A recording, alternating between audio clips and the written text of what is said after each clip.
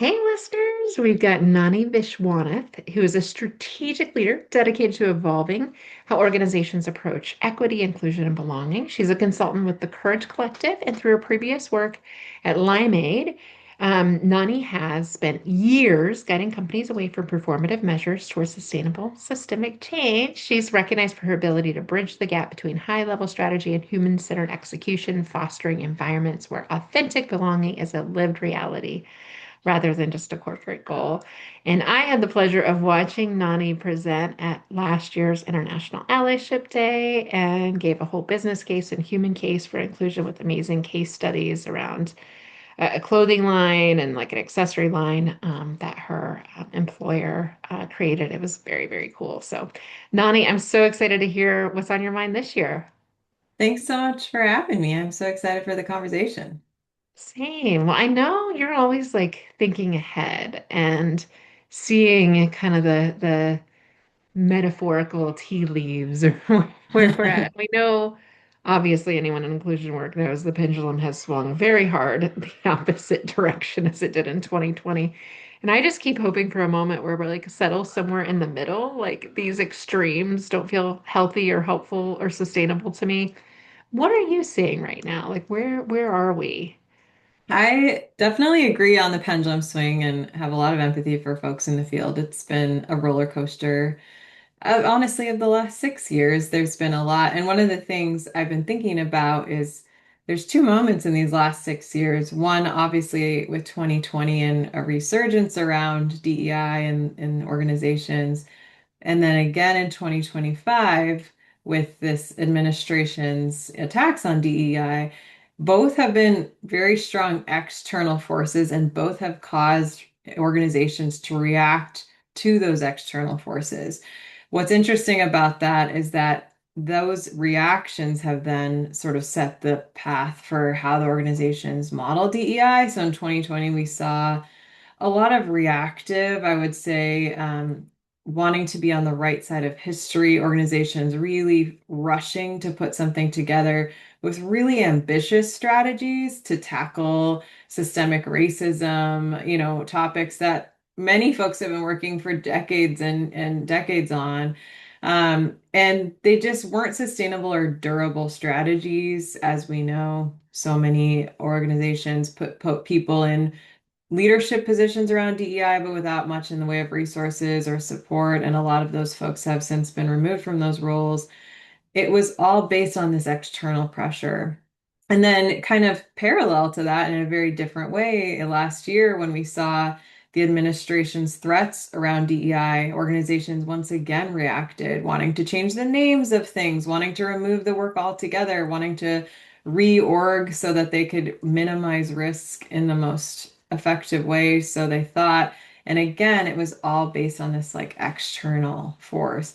And I wonder now when I start to see DEI roles pop back up on the job market, what does it look like to root this work more on an internal foundation of what an organization actually needs versus what the external forces are predicting? And I think that's an interesting tension that I'm curious how organizations might react to.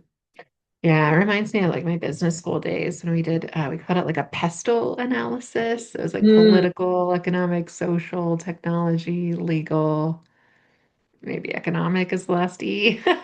I got most of it. Yeah, something. Yeah, something else.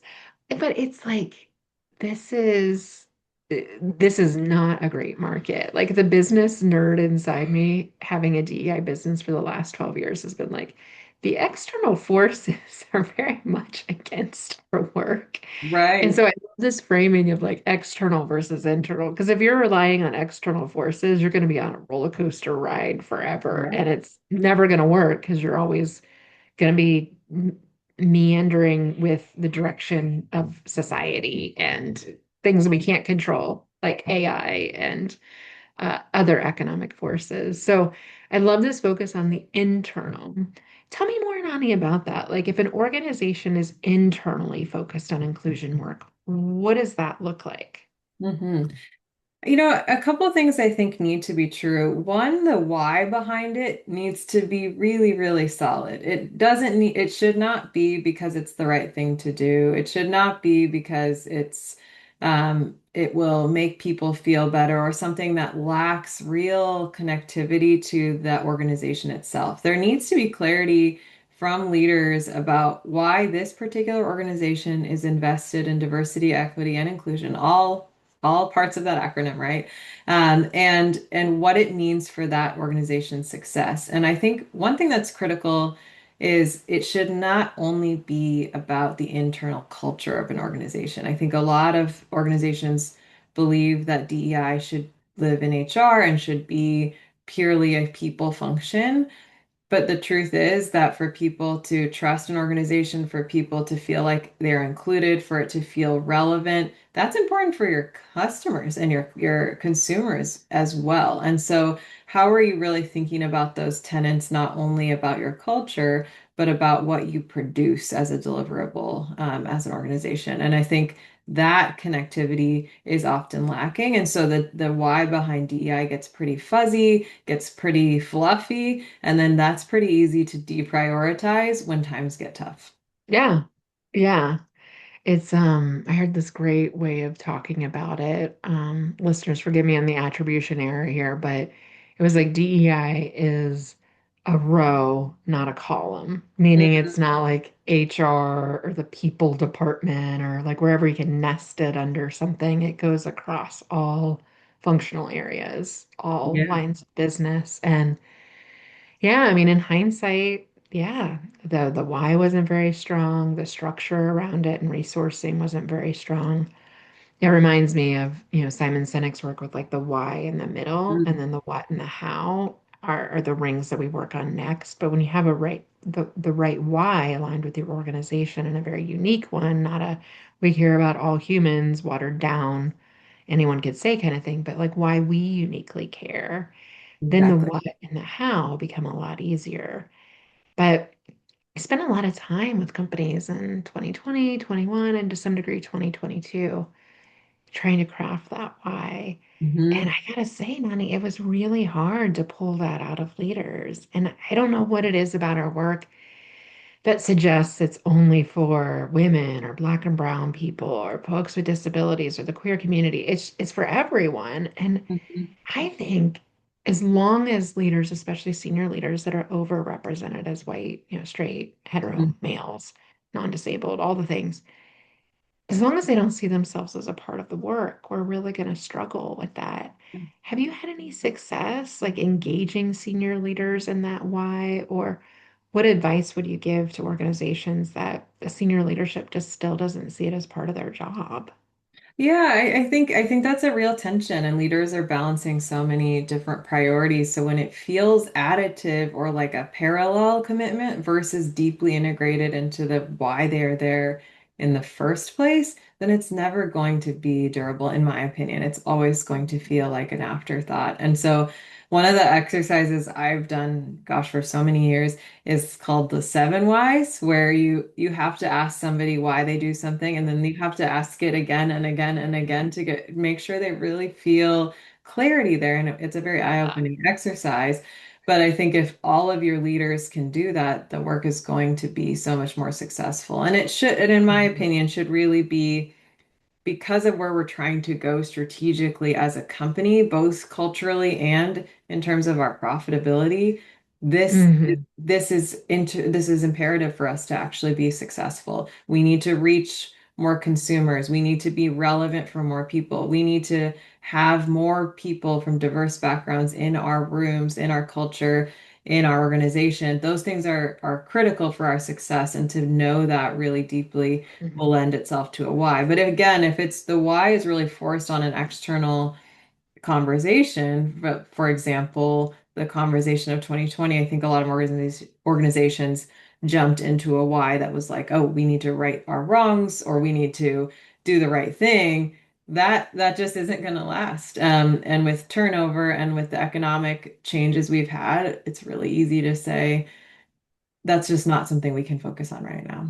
Mhm. Yeah. Yeah. Yeah, I love the seven whys. It's like Hmm. Yeah, why? say it again and Chan- again. Channel your inner 2-year-old. Exactly, It's like exactly. it's always Powerful. asking the why. And it's like, Yeah. oh, Yes. I love that. That's a great practical takeaway, listeners, if you're struggling with the why. And I know you've led some really important work that not only did it have a strong why behind it and new product lines, new um, services that were offered to consumers that we were missing, especially in the Mhm. outdoor space where you've Yeah. spent some time, Nani. I'd love for you to tell our listeners more, if you could, just about work that you've seen aligned with the why, like actioning on that why. What does that look Yeah. like?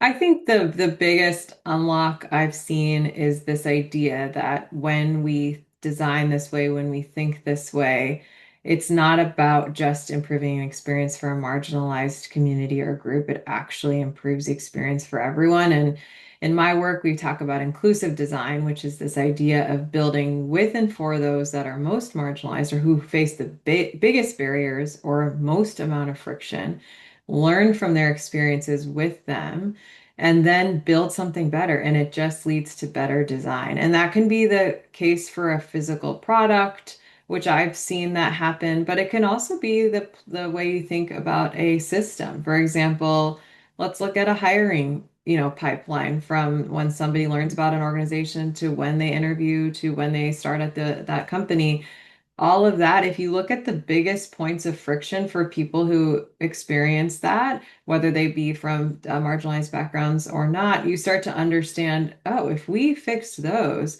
it actually would make this better for everybody. And that's can be such a really it's incredibly helpful. And we see results. I've seen results tangibly from leading with inclusive design in terms of actual profit margins and sell through when it comes to physical product. But you can also get those kinds of results with people's satisfaction and other scores. And that helps underline this works. This isn't just like a nice thing we're doing. This is actually making us better as a company. Yeah. One book I read recently highlights a couple of these things. The two stats that stuck out to me the most. The book was called Our Best Work. Spacing the author's name, sorry, my recall is all today, listeners, but Our Best Work is a new book out. And one was like innovation rates at diverse and inclusive companies. I mean, you and I spend so much time talking about innovation, because you need different Mhm. types of people, different perspectives to generate innovative ideas, which is common sense. Yeah, But we're talking like a 70% difference in innovation rates with a diverse team. So, huge. like, what's that worth at your organization? And you've seen it firsthand. I mean, I love the example you gave us of helmets, how Hmm. they're designed for bigger hair, which Hmm. typically black and brown people have bigger hair, and helmets were kind of designed for white people hair. And it's like, Totally. I thought about that and I was like, oh my gosh, people are unsafe riding bikes, Yeah, skateboarding. Like, this is an issue not only for like society, but like clearly a business opportunity that you were yeah, able to leverage and see like missing market, missing dollars, like an unmet yeah. need that diversity can support with innovation. Totally, yeah. And once you learn, oh, this was designed with a very few group sets of people in mind, then that starts to unlock, okay, who wasn't in the room and what are their experiences? And I'm gonna guess that other people, even that don't share those identities, struggle with some of these barriers. And if we change this, then we actually can meet the needs of a whole new group of people. And I would say that's relevant for consumers and as an employer thinking about the kind of people that will want to work at your company. Mhm. Yeah. So the external, but also the internal. Yeah. And the internal, like you said, with hiring systems, performance management systems, there's all these employee experience systems. Like if you really laser focus on recruiting, hiring, separation, wherever your pain point is, and debias it and make sure that it's fair and equitable, then people are going to respond to that. It was also the second set I was going to mention from Our Best Work, the book I just read, was the replacement cost for an employee. At a Hmm. minimum, 50% of their annual salary, which is bonkers, Right. up to 2x their annual salary. Huge. And I've run the numbers for just a couple of organizations that have struggled to retain, especially diverse talent at the upper levels of the organization that had unique skills. And when they left, because of the lack of inclusion, which is what they said walking out the door, which a lot of people don't say, but they're feeling it. Hmm. Those were like 200K jobs. I mean, we're Huge. talking like 100,000 to like $400,000. A company's just like, okay, like I'm just going to Huge. accept that as a business cost. And that just seems wild to me. Absolutely, yeah. And I think it can feel overwhelming. Like, how are we supposed to fix this big thing? But truly, if you sit and listen and understand those pain points, what led to that feeling of exclusion at the leadership level, there are likely things happening in your culture that are impacting people across levels and identities that they don't speak of. Like the very simple example I hear often is, the after work happy hour that happens at so many Mm. organizations where they get together at a bar and connect. And yeah, if you hear from one marginalized community, let's say working parents who couldn't come because they needed to go to school pickup, and then they miss out on this opportunity, and then they miss out on all of this growth at the organization, right? There's ripple effects. But that's also impacting people who don't drink or people who have Mhm. other family obligations, or there various people are experiencing things in their life that prevent them from attending this gathering. But we've made this the norm because it was centered on a few people. And if we question that norm, we actually could come up with something different for people to gather that would include more people. And actually, we would probably have a healthier culture as a result for everybody. So that's just one example. That's like a Totally. daily practice in the workplace. I remember managing young, this was my first Gen Z management moment, when like they were like, I was born in the 90s. I was like, oh my gosh, this is a long time ago. But as their manager, I was like, all right, let's do happy hour. And they all looked at me like, what? I don't drink, or like that doesn't really sound like a work fun thing to do. So I was just missing Totally. the mark. I wasn't engaging them by offering them one choice. I mean, that could be a choice, but there might be other things. Like we ended up doing pedicures instead one time. I love it. Mixed gender group too. So Yeah, I think we can get a little bit more creative with social time because you and I know that's where decisions are made. I mean, golf course, how many decisions absolutely. are made there? It's not just golf, it's not just happy hour. And to your point about working parents, I mean, this is something that affects all people, Mhm. or not all people, but all people that are caregivers, not just small children, but you might be caregiving for elders or Exactly. folks with disabilities. I mean, who knows? Affects 70% of the workforce are caregivers. So, like, Right. Right. missing a huge chunk of folks. Because I remember when my daughter was probably 6 months old, it was 6 months because she was getting like real food for the first time, like this Mhm. nasty cereal that you feed Yeah. kids nasty, but it's just, ugh, I would never eat it. But Yeah. that's what you feed kids. And I might have work happy hour, and I think I had like two, maybe three beers. And I remember like bragging to like my coworkers about like, well, now I get to go home and feed my kids cereal. And they're like, what are you doing here? Yeah. And I was like, ooh, yikes. So it's like you can't even win. Like here I Can't am win. showing up, neglecting my And you're home a bad life. parent all of a sudden. Yeah. It's Right. like you can't Yeah. win. Like but now I'm bad parent, even though I showed up and I thought I was doing what you wanted me to do. So yeah, it's this like messy conundrum when you feel conflicted all the time.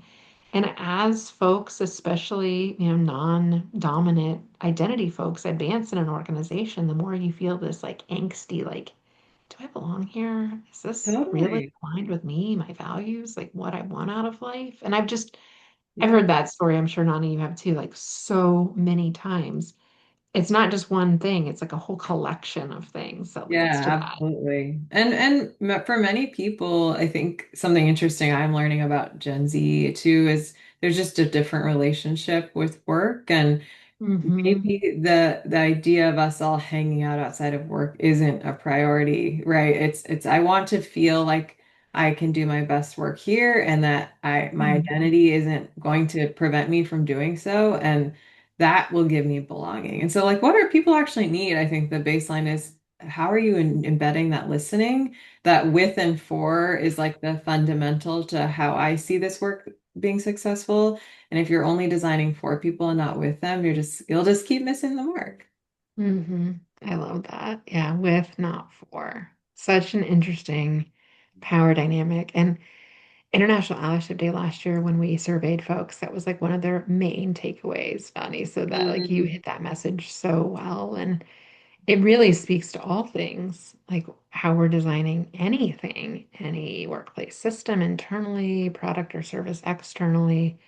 If we're presuming the needs of a group and not representing the needs of that group, then we risk missing the mark. Yeah, absolutely. Absolutely. And sort of a meta to this conversation is using that with and for. I think in this moment when organizations are thinking of reinstating DEI or refreshing it or whatever that might look like based on this current cultural moment, doing that with and for the people who are closest to the work or who are impacted most by the work, I think is so critical. Learn about what barriers they've been experiencing as they've tried to move the needle over the last several years Yep. and learn about what we could be doing differently. I think one thing that I'd love to see more organizations do is shift away from DEI being downstream kind of band-aid consultants, which happens a lot at organizations. Yep. We may have our standard ERGs and maybe like a one-off learning that people do. But the otherwise DEI people are brought in way downstream to fix something or to put eyes on it when it's almost fully baked.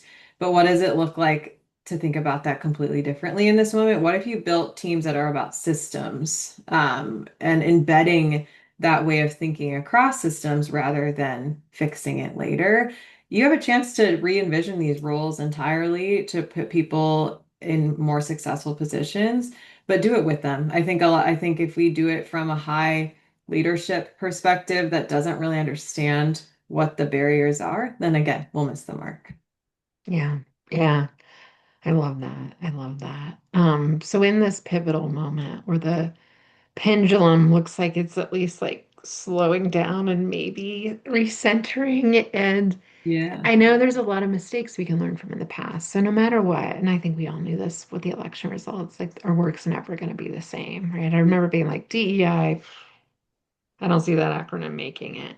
Yep. And whatever it's called, I think we're all in consensus in our industry. Of like we all have different words that we use. I've been using workplace culture and belonging and just sticking with inclusion and inclusive leadership, allyship, but it doesn't really matter. Like it's the work that matters.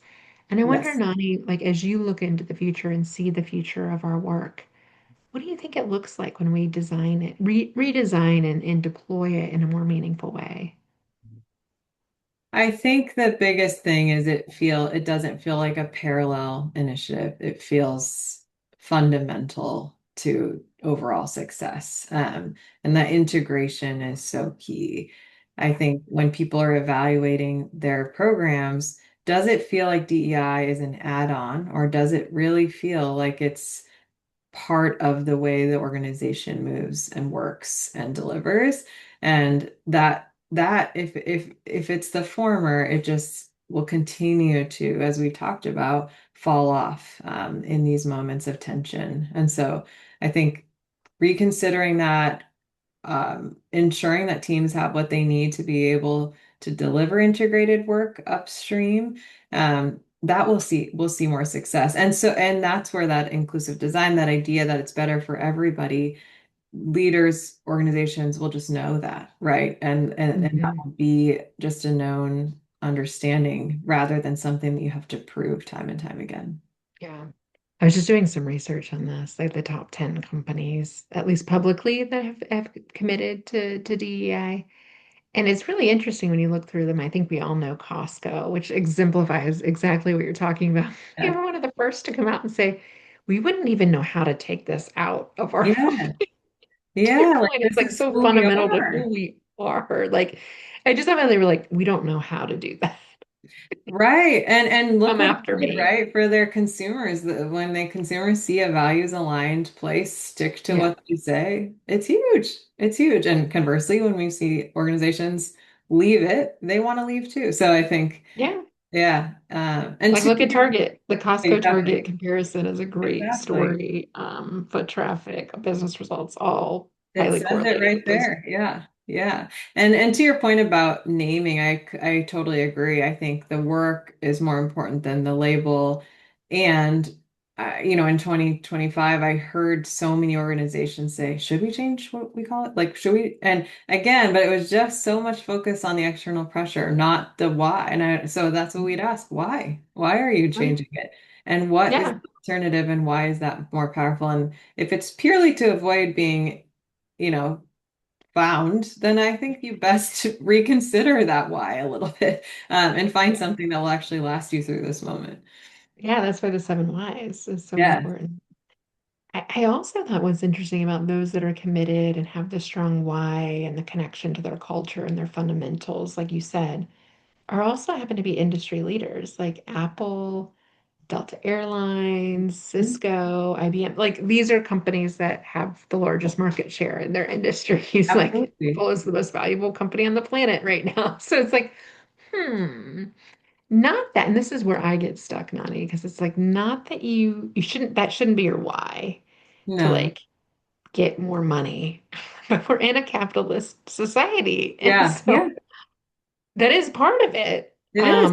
But it's not all of it. And so do you have some examples of like strong whys or like other whys to consider besides money? I mean, there's innovation. I mean, so I usually talk about like innovation, decision making. We have stats on all this, better decision making rates, higher Yeah. innovation rates, higher revenue rates, higher profitability rates. All of this has been pretty well researched. But there needs to be more substance than that too, to weather the storm that inevitably will swing us, back one way or the other.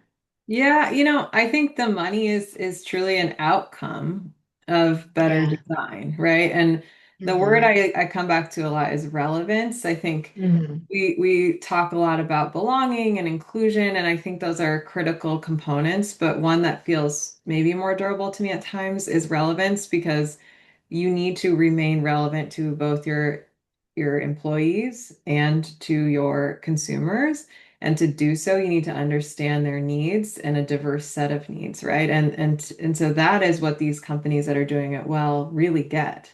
That in order for them to succeed in this ever-changing market with ever-changing demographics, they have to be ready to understand what people need and not just the consumer of yesterday. And similarly, with employees, different generations that come in have different expectations of their employer to support them in their needs. And if we're just continuing to build for the employee of 20 years ago, people will choose a different place to work or they will leave. And those retention costs we talked about will really start to have an impact. And so I think that relevance piece. Sometimes I find I have more success in conversations when I use that language.